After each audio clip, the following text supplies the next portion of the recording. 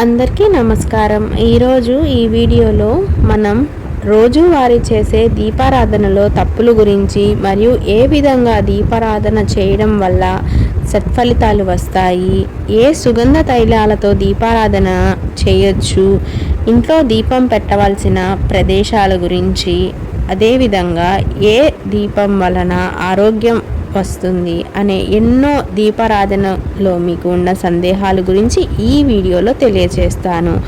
అంతకంటే ముందుగా కొత్తగా మన ఛానల్ని ఎవరైనా చూస్తున్నట్లయితే సబ్స్క్రైబ్ చేసుకొని పక్కనే వచ్చే బెల్ సింబల్ని క్లిక్ చేయడం ద్వారా నేను పెట్టే ప్రతి ఒక్క వీడియో అనేది మీకు నోటిఫికేషన్ రూపంలో ముందుగానే అందడం జరుగుతుంది.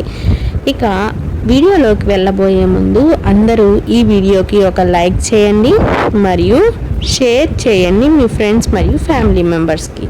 ఇక ఆలస్యం చేయకుండా వీడియోలోకి అయితే వెళ్ళిపోదాము. మొదటిగా దీపారాధన చేయడం వల్ల కలిగే సత్ఫలితాల గురించి తెలుసుకుందాము. దీపం వెలిగే చోట లక్ష్మీ నివాసం ఉంటుంది. దరిద్రాలు తొలగి ఐశ్వర్యాలు లభిస్తాయి.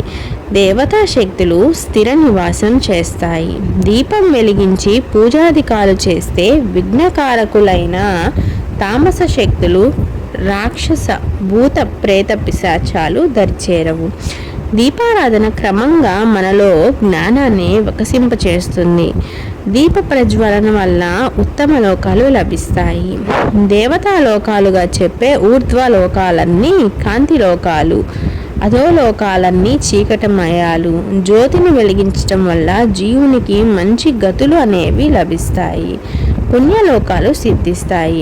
మరణించిన వ్యక్తులకు ఉత్తమ గతులు సిద్ధించాలన్నా దీపాలు వెలిగించాలని శాస్త్రాలు చెబుతున్నాయి. సంధ్యా సమయాలలో దీపం వెలిగే ఇంట దైవిక శక్తులు ఉంటాయి. అటువంటి ఇంటిలో రోగాలు, నిరుత్సాహం, కలహాలు, దారిద్ర్యం మొదలైన బాధలు అనేవి ఉండవు. ఇప్పుడు ఎన్ని ఒత్తులతో దీపారాధన చేయాలి అనేది తెలుసుకుందాము. సాధారణంగా దీపారాధన కుందులలో 1, 3, 5 ఒత్తులు పెట్టేందుకు వీలుగా తయారైనవి ఉంటాయి. 1 పెట్టే వీలున్న కుందులు కూడా మార్కెట్లో లభ్యమవుతున్నాయి. వత్తిని కింద నుంచి పైకి రంధ్రం ద్వారా ఎక్కించి పైన వెలిగిస్తారు. అలాంటి కుందిలో దీపారాధన చేసేటట్లయితే కనీసం 2 కుందుల్లో దీపారాధన చేయాలి. అంటే 2 దీపాలు వెలిగించాలన్నమాట. మామూలుగా వత్తి నుంచి తీసిన సన్నని దారపు పోగును 3 సార్లు 3 వేళ్ల చుట్టూ తిప్పితే వత్తి తయారవుతుంది. ఈ తరహా వత్తిని ప్రమిదలో వేసి ఒక కొన పైకి వచ్చేలా పెడతారు. అక్కడ నూనెతో తడిపి దీపం వెలిగిస్తారు. 3 ఒత్తులను కలిపి ఒక ఒత్తిగా చేసి త్రివర్తి సంయుక్తంగా దీపం వెలిగించడం ఒక సంప్రదాయం. కొందరు 2 లేదా 5 ఒత్తులు కూడా పెడతారు. అది సంప్రదాయాన్ని అనుసరించి ఉంటుంది. మరికొందరు కుంభం వత్తి లేదా బొడ్డు వత్తి తయారు చేసుకుంటారు. కింద గుల్లగా ఉండి ఒకటే కొసపైకి తేలి గరాటులాగా కనిపించే వత్తి అది. దానిని ప్రమిద మధ్యలో వెలిగిస్తారు. కుంభవత్తిని సాధారణంగా 1కి మించి వెలిగించరు.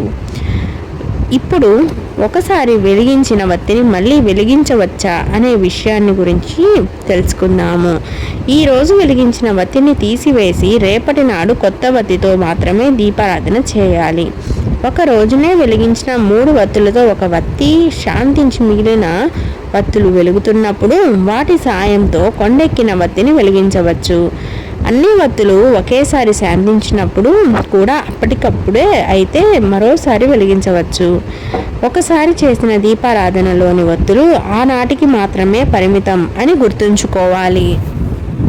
ఇప్పుడు దీపారాధనలో ఉపయోగించే వత్తిని బట్టి ఫలితం ఉంటుందా లేదా అనే విషయం గురించి తెలుసుకుందాము. దీపారాధనకు శుద్ధమైన వత్తిని ఎంచుకోవాలి. పత్తితో చేసిన వత్తులు సర్వశ్రేష్టమైనవి. అన్ని వేళల్లోనూ పత్తి వత్తులను ఎవరైనా వెలిగించవచ్చు. తామర తాడులతో చేసిన వత్తులు వెలిగిస్తే అఖండ భాగ్యం లభిస్తుంది. పితృదోషాలు తొలగుతాయి. అరటి వత్తులతో వెలిగిస్తే ఉత్తమ సంతతి కలుగుతుంది. జిల్లేడు వత్తులతో వెలిగిస్తే అపార సంపద కలిగి దుష్టశక్తుల పీడ తొలగుతుంది. నూతన వస్త్ర పీలికను కుంకుమ నీళ్ళలో తడిపి ఆరబెట్టి దీపారాధన చేస్తే కుజ శుక్ర దోషాలు పోతాయి.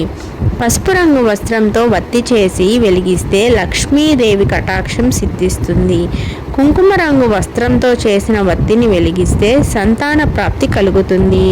ఎర్ర రంగు వస్త్రాన్ని గంధపు నీటిలో తడిపి ఆరబెట్టి దీపారాధన చేస్తే చక్కటి సంతానం కలుగుతుంది.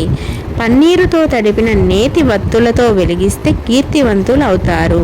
తామర నారతో దీపారాధన చేస్తే గ్రహ దోషాలు పోతాయి. వత్తిని బట్టి కొన్ని ఫలితాలు ఉన్నాయి.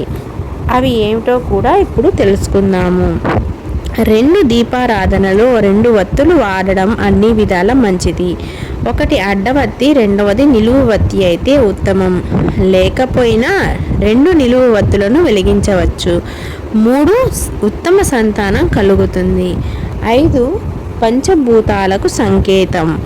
7 జన్మల పాపాలు తొలగిపోతాయి. 8 అష్టైశ్వర్యాలు సిద్ధిస్తాయి. 9 కీర్తి ప్రతిష్టలు పెరుగుతాయి. 10 సర్వంతర్యామికి సంకేతం. 27 నక్షత్రారాధన ఫలితం ఇస్తుంది. 108 సర్వారిష్టాలు తొలగుతాయి. 360 సంవత్సరమంతా దీపారాధన చేసిన ఫలం అనేది లభిస్తుంది. అయితే మనం 366 వత్తులను ఎప్పుడు వెలిగించాలి అనేది తెలుసుకుందాము. పుణ్యక్షేత్రాలలో ఎప్పుడైనా వెలిగించవచ్చు. కార్తీక మాసంలో పౌర్ణమి నాడు వెలిగించడం మాత్రం శ్రేష్టం. ఆలయాల్లో దీపోత్సవాలలో వెలిగించవచ్చు. ఇంటి వద్ద వెలిగించినప్పుడు సాధారణంగా క్షీరాబ్ది ద్వాదశి నాడు తులసి కోట వద్ద వెలిగిస్తారు. వీలు కాని వారు కార్తీక మాసంలో ఏదో ఒక రోజు వెలిగించుకోవచ్చు. 366 వత్తులను ముందుగా ఆవు నేతిలో తడిపి సిద్ధం చేసుకోవాలి. మనకు ఉన్న తిథులు మొత్తం 15, నెలకు 30 తిథులు, నెలలు మొత్తం 12, రోజుకు 1 చొప్పున 366 వత్తులు సంవత్సరానికి సంకేతానిగా నిలుస్తాయి. అయితే ఇప్పుడు దీపారాధనకు ఎటువంటి ప్రమిదలు వాడుకోవాలనేది తెలుసుకుందాము. దీపారాధనకు ప్రమిదలను మన సాధనను అనుసరించి ఎంచుకోవాలి. మట్టి ప్రమిదలలో దీపారాధన సర్వవేళల్లోనూ చేయవచ్చు. కంచు, ఇత్తడి ప్రమిదలలో దీపాలు వెలిగిస్తే శాంతి సౌభాగ్యాలు కలుగుతాయి. మట్టి, పింగాణి ప్రమిదలలో వెలిగిస్తే తలచిన కార్యాలు నెరవేరుతాయి. పంచలోహాలతో చేసిన కుందులతో పాటు వెండి కుందులు సర్వశుభప్రదం. శనిదోష నివారణకు నల్ల మూకుడు, ఇనుప ప్రమిదల్లో కూడా దీపాలు వెలిగిస్తూ ఉంటారు. అయితే ఇప్పుడు దీపం నేల మీద పెట్టకూడదా అనే విషయం గురించి తెలుసుకుందాము. కుందులు తయారు చేసేవారు ఆ కుందులకు ఒక ఆధార రూపాన్ని తయారు చేస్తారు. వాటిని నేల మీదే పెట్టి వెలిగించుకోవచ్చు. ఒక ఆకు లేదా పళ్ళెంలో దీపారాధన కుందిని పెట్టుకోవచ్చు. మట్టి ప్రమిదల విషయంలో ఒక దానిలో మరో ప్రమిద పెట్టాలి. ఇందులో క్రింద ఉండే ప్రమిద ఆసనం అవుతుంది. కార్తీక మాసంలో ఆలయాల్లోనూ దీపోత్సవాలలోనూ దీప వృక్షాలను ఏర్పాటు చేస్తారు. ఎత్తైన వేదికలపై ఆలయ చుట్టూ దీపాలు వెలిగిస్తారు. ఆ సందర్భాలలో ఒకే ప్రమిదలో దీపం వెలిగించినా తప్పు లేదు. ఇప్పుడు ప్రమిదలో ఒకవేళ నూనె మిగిలిపోతే ఏం చేయాలి అనే విషయాన్ని తెలుసుకుందాము. ముందు రోజు మిగిలిపోయిన నూనెను తీసేయాలి. ఇత్తడి, కంచు కుందులైతే వాటిని తోముకున్న తర్వాత మళ్ళీ దీపారాధన చేయాలి. మట్టి ప్రమిదల్లో దీపారాధన చేసేటట్లయితే కిందటి రోజు వెలిగించిన వత్తిని, మిగిలిపోయిన నూనెను ఎవరూ తొక్కని చోట పారపోయాలి. ఆ తర్వాత మళ్ళీ కొత్తగా నూనె, వత్తులు వేసి దీపం వెలిగించాలి. అయితే సుగంధ తైలాలను దీపారాధనకు వినియోగించవచ్చా అనే విషయాన్ని కూడా తెలుసుకుందాము. అయితే మన శాస్త్ర ప్రకారం సుగంధ తైలాలు పనికిరావు అనే చెప్తాయి. అభిషేక సమయాల్లో సుగంధ తైలాలను వినియోగించే విధానం ఉంది. ప్రత్యేకించి శివుని సమస్త తైలాలతో అభిషేకిస్తారు. కానీ దీపారాధన విషయంలో మాత్రం సుగంధ తైలాలను ఎవరూ వినియోగించరు. సువాసన కోసం ధూపం వేయడం, పన్నీరు వంటి వాటిని చిలకరించడం, గంధం సమర్పించడం వంటి ఉపచారాలు దైవానికి చేస్తాం. దీపారాధనకు మాత్రం సుగంధ తైలాలను వినియోగించము. అయితే మన ఇంట్లో దీపం పెట్టాల్సిన ముఖ్య ప్రదేశాలు ఏమిటో అనేవి కూడా ఈ వీడియోలోనే తెలుసుకుందాము. దేవుని వద్ద మొదటిసారి దీపం వెలిగించాలి. గడపకు రెండు వైపులా పెట్టే దీపాన్ని దేహాలి దత్త దీపం అంటారు. గడప పైన దీపం పెట్టకూడదు. గడపకు బయట వీధి వైపు దీపం ప్రమిదలో పెట్టాలి.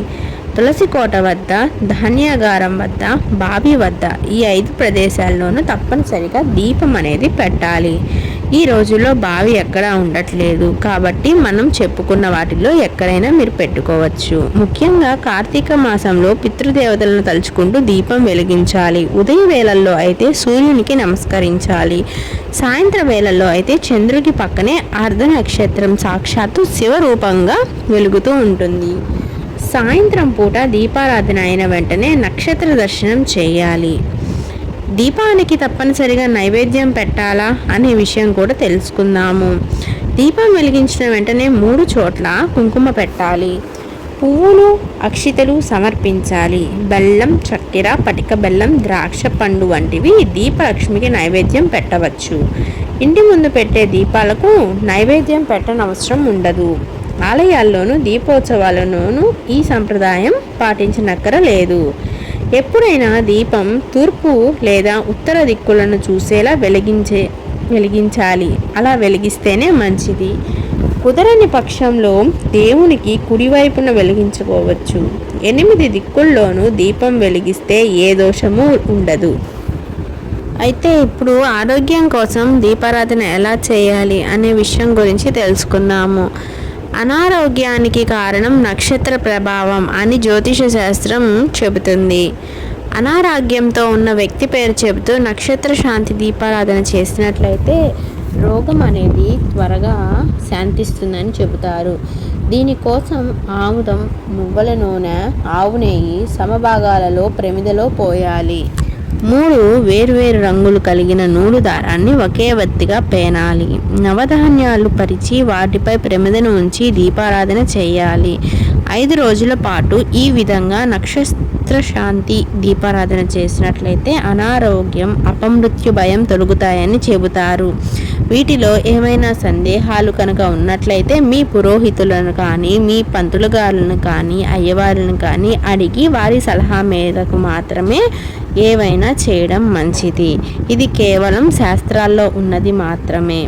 ఏమైనా సమస్యలు ఉన్నట్లయితే మీ పురోహితుల్ని సంప్రదించి మాత్రమే చేయగలరు. అయితే ఏ కాలాల్లో దీపారాధన చేయాలి అనేది కూడా ఇదే వీడియోలో తెలుసుకుందాము. మనకు 3 సంధ్యాకాలాలు ఉన్నాయి. ప్రాతః సంధ్య, మాధ్యాహ్నిక సంధ్య, సాయం సంధ్య అనేవి ప్రధానమైనవి. ఉదయం 9 లోపుగా దీపం వెలిగించాలి. మళ్ళీ మధ్యాహ్నం 12 లోపుగా వెలిగించాలి. సూర్యాస్తమయం అయిన వెంటనే ఇంటిలో దీపం పెట్టాలి. కుదరని పక్షంలో రాత్రి లోపుగా దీపం వెలిగించాలి. రాత్రంతా దీపం వెలిగించి ఉంచడం మంచిదని పెద్దలు చెబుతారు. దీపోత్సవాలలో సామూహికంగా అందరూ చేస్తున్న సమయంలో సభా సాంప్రదాయాలను అనుసరించి దీపారాధన అనేది చేసుకోవచ్చు. ఈ వీడియోతో మీకు దీపారాధన దానికి సంబంధించిన సందేహాలు కొన్ని అయినా నివృత్తి అయినాయి అని ఆశిస్తున్నాను. ఇంకా మీకు ఎటువంటి వీడియోలు కావాలి అనేది మనకి కామెంట్ రూపంలో తెలియచేయండి. ఈ వీడియో మీ అందరికీ నచ్చినట్లయితే లైక్ చేయండి. అంతేకాదు కొత్తగా మన ఛానల్ని చూస్తున్న వాళ్ళు సబ్స్క్రైబ్ చేసుకొని పక్కనే వచ్చే బెల్ సింబల్ని క్లిక్ చేయడం అసలు మర్చిపోవద్దు. మన ఛానల్లో ఎన్నో ఆధ్యాత్మిక విశేషాలు మనం పోస్ట్ చేయడం జరిగింది. మీరు మన ఛానల్లోకి వెళ్ళి అక్కడ ఆ వీడియోలు కూడా చూసి మీ అభిప్రాయాన్ని తెలియచేయండి. తదుపరి మరొక మంచి వీడియోతో ఆధ్యాత్మిక అంశంతో మీ అందరి ముందుకు వస్తాను. ధన్యవాదాలు.